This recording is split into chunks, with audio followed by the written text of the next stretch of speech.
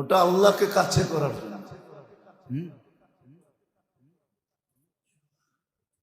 যেমন হাদিসে আছে, খোদাদ্রোহী নাফরমান যখন দোয়া করে তো আল্লাহ জিবরিল আলাইহিস সালামকে ডাইকা বলে, ইকজি হাজাতাহু, তাড়াতাড়ি ওর প্রয়োজন মিটা। তো জিবরিল আলাইহিস সালাম বলে, আল্লাহ আপনার নাফরমান তো, আপনার দ্রোহী তো, আপনার দুশ্মন তো, এর প্রয়োজন মিটায় দিব? আল্লাহ বলে, ইন্নী লা উরিদু আন আসমা সাওতাহু, আমি ওর আওয়াজ শুনতে চাই না, আওয়াজ ভালো লাগে না, বন্ধ কর। আবার কেউ আছে চাইতে থাকে যখন, আল্লাহ দেন না।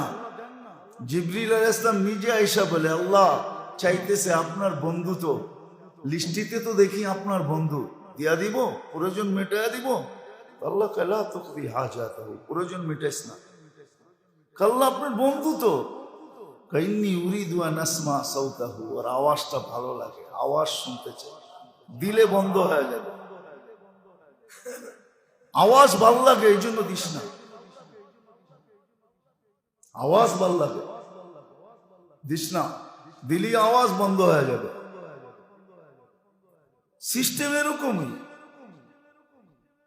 আমরা বুঝাইতে চেষ্টা করতেছি। আমল আল্লাহ আমাদেরকে এই জন্য দিছিলেন যে শুধু আমি দেহগত বলে সুরক্ষিত না, ওটা তো আছে আছে। হায় হায়, মুসলমান জানে না কত জিনিসের ভিতরে যে সুস্থতা আছে, এটা জানে না, জানিও না, মানিও না। সুস্থতা আছে, সুস্থতা আছে। তুসাফির তুসাহি, হাদিসে আছে, দিনের রাস্তায় ভ্রমণ করো, সুস্থ থাকবে। দিনের রাস্তায় ভ্রমণ করো, সুস্থ থাকবে। তুসাফির তুসাহি, সফর করো, সুস্থ থাকবে। এরকম বহু জিনিস আছে যার ভিতরে সুস্থতা রাখা আছে। আল্লাহ সুস্থতা রেখে দিয়েছে, আমাদের প্রত্যেকটা জিনিসের ভিতরে রাখা আছে,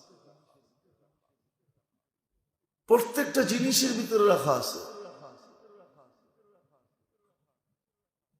এই জন্য মেরে দোস্ত, আমল এই জন্য দিছিলেন, এই মানুষ নামের মেশিনটা যেন সুরক্ষিত থাকে, হেফাজতে থাকে, এটার পরিচর্যা হয়, এটার রক্ষণাবেক্ষণ হয়।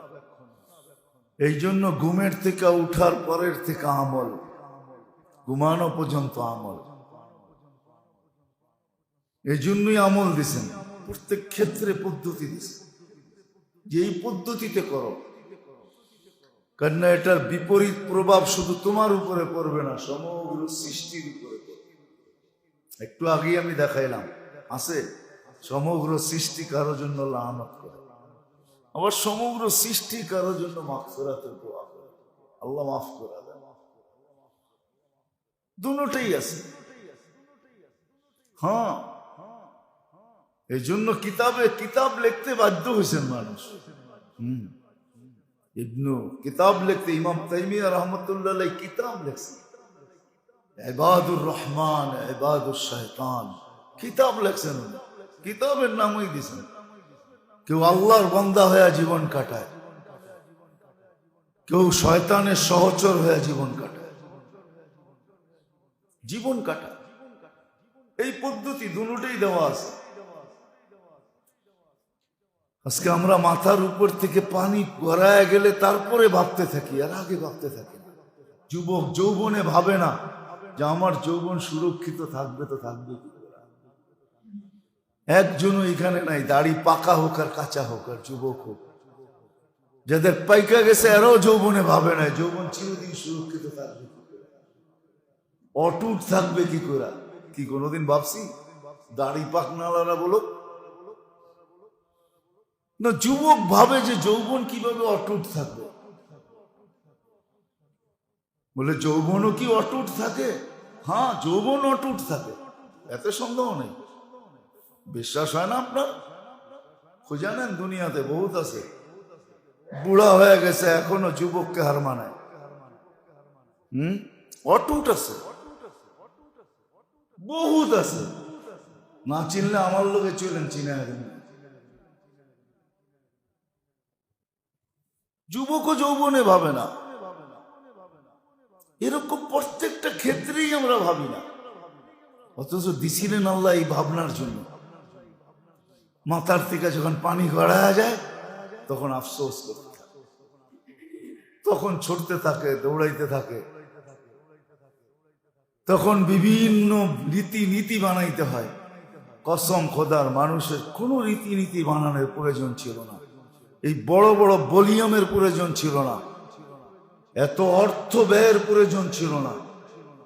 মানুষ যদি শুধু আল্লাহ প্রদত্ত রীতির মাধ্যমে এই মেশিনটাকে পরিচালিত করত, তো খোদার কসম, খোদার কসম, মানুষের কোন অঙ্গ দ্বারা, শুধু শুধু তো হাদিসে আসে না মানুষ কে, মুসলমান কে, মানুষকে সংজ্ঞা আসছে মানুষকে, নাহলে কোরআন বলতো না উলাইকা কাল আনআম, মানুষ মানুষ না জানোয়ার, বাল হুম আযাল, এর চেয়েও নিকৃষ্ট। এই শব্দ কোরআনে আসতো না। এই জন্য আমল দিছিলেন আল্লাহ আমাদেরকে সুরক্ষিত থাকার জন্য, পরিচর্যা স্বরূপ, হেফাজত রূপী, যে আমাকে আমি হেফাজত করব। আমার দেহের যেরকম হেফাজত হবে, সুরক্ষা হবে, এরকম দেহের সাথে সম্পর্কিত প্রত্যেকটা জিনিস সুরক্ষিত হবে। আজকে ডাক্তাররা বইলা দেয় একটা, যে এই কারণে হয়েছে, এই কারণে হয়েছে, কিন্তু এটা বলে না যে ওই কারণটা কেন হলো, কেন হলো। আল্লাহ তো দিয়া পয়দা করলেন, কিন্তু হইলো কেন? অবশ্যই কোনো কারণ আছে, যেই কারণে হয়েছে তালাশ করলে হয়তো পাওয়া যাবে, আর এটাই সত্য। এই জন্য মেরে দোস্ত, আমাদেরকে 24 ঘন্টার আমল দিছে, প্রত্যেক জিনিসের পদ্ধতি দিছে। খাইতে বসবে তো কিভাবে বসবে, খাবে তো কিভাবে খাবে, কোন দিক থেকে খাবে, এমন পর্যন্ত বলছে লোকমা কতটুকু হবে, লোকমা কতটুকু হবে, এটা বলতে বলছেন। কিছু মানুষ আছে গ্রাম দেশে পাওয়া যায়, দেখবেন এরা মুট কইরা খায়, মুট কইরা বোঝেন। নাহলে হাদিসে এই কথা আসতো না যে খাওয়ার ভিতরে কয় আঙ্গুল ব্যবহার হবে। হাদিসে আঙ্গুলের কথা পর্যন্ত আছে, খাওয়ায় কয় আঙ্গুল ব্যবহার হবে। কিছু মানুষ আছে মুট কইরা লয়া মুখের ভিতরে ঢুকায় দেয়, ঠিক না? আছে না? নাই, হাদিসে নিষেধ আছে। এটা খাওয়ার পদ্ধতি না, খাওয়ার পদ্ধতি পর্যন্ত শিখাইছে, পেশাব পায়খানার পদ্ধতি পর্যন্ত শিখাইছে, শোয়ার পদ্ধতি পর্যন্ত শিখাইছেন, চলার পদ্ধতি পর্যন্ত শিখাইছেন, কখন দ্রুত চলবে, কখন আস্তে চলবে এটা পর্যন্ত শিখাইছেন, কখন দৌড়াবে এটা পর্যন্ত শিখাইছেন। প্রত্যেকটা জিনিস শিখাইছেন, পদ্ধতি আল্লাহ শিখাইছেন আল্লাহ রসুলের মাধ্যমে। আল্লাহ আমাদের অশান্তি চান না। অশান্তি যদি চাইতেন তাহলে এক গাঁটটি সওয়াব দিতেন না। মানুষ যখন অসুস্থ হয়, তো সুস্থ অবস্থায় যত আমল করতে অভ্যস্ত ছিল, ওগুলা না করতে পারলেও কোনো চিন্তার কারণ নাই। আল্লাহ সব বলে দিয়েছেন, ইউকতাবু লাহু আমালুল্লাযী কানা ইয়ামাল, যেই আমল সুস্থ অবস্থায় অভ্যস্ত ছিল ওটার সওয়াব লেখা হতে থাকে।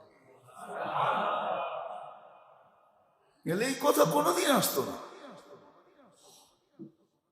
কোনোদিন এই কথা আসতো না যে ওই সওয়াব পর্যন্ত লেখা হতে থাকে, চিৎকারের পর্যন্ত বিনিময় মিলতে থাকে। নাহলে হাদিসে কেন আসতো আনিনুল মারিদি তাসবিহুন, আহ আহ করতেছে আর সুবহানাল্লাহর সওয়াব লেখা হতেছে। সিয়াহাতুহু তাহলিলুন, চিৎকার দিতেছে লা ইলাহা ইল্লাল্লাহ পড়ার সওয়াব পেতেছে। অসুস্থতায় পড়া আছে, গুনাহ ঝরতেছে। যেরকম বসন্ত আসলে গাছের পাতা ঝরা যায়, শীত আসলে ঝরা যায়, বসন্তে আবার নতুন আসে, গুনাহ ঝরতে থাকে। সুস্থ যখন হইয়া দাঁড়ায় তো কোনো গুনাহই থাকে না, নাকিয়াম মিনাদ দুনুব, গুনার থেকে পাক। কিন্তু শর্ত হলো আগে ওরকম থাকতে হবে, নইলে এই কথাগুলো কোনোদিন আসতো না।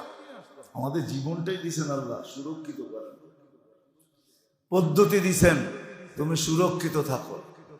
হ্যাঁ, আজকে তো চিন্তিত হই, আবার অর্থ খরচ, মোটা মোটা অঙ্ক যায়, মোটা মোটা অঙ্ক যায়। আরে মৌত তো সময় মতোই আসবে, ঠিক না? না আগে আসবে না পরে আসবে? কি মুসলমান হিসেবে একটু বিশ্বাস করেন না? হ্যাঁ বলেন না, সাইনবোর্ডে তো লেখা দেখি অকাল মৃত্যু। লেখেন না, লেখা দেখে না, অমুকের অকাল মৃত্যুতে আমরা শোভাহত, ঠিক না? অকাল দিয়ে কি বুঝাইতে ছিলেন? কি সময়ের আগে, ঠিক না? অল্প বয়সে না, সময়ের আগে কাহিনী শেষ, ঠিক না? মনে হয় সময় এখনো আসে নাই, কিন্তু আজরাইল আলাইহিস সালাম এসে ভুলে নিয়ে গেছেন, ঠিক না? তাহলে কোরআন কোথায় যাবে? লা ইস্তাখিরু সাআতাম ওয়া লা ইস্তাকবিল, এক সেকেন্ড আগেও না, এক সেকেন্ড পরেও না। রাগ হয় না, আমি বুঝানোর জন্য বলতেছি, আবার আমি অস্বীকারও করতেছি না।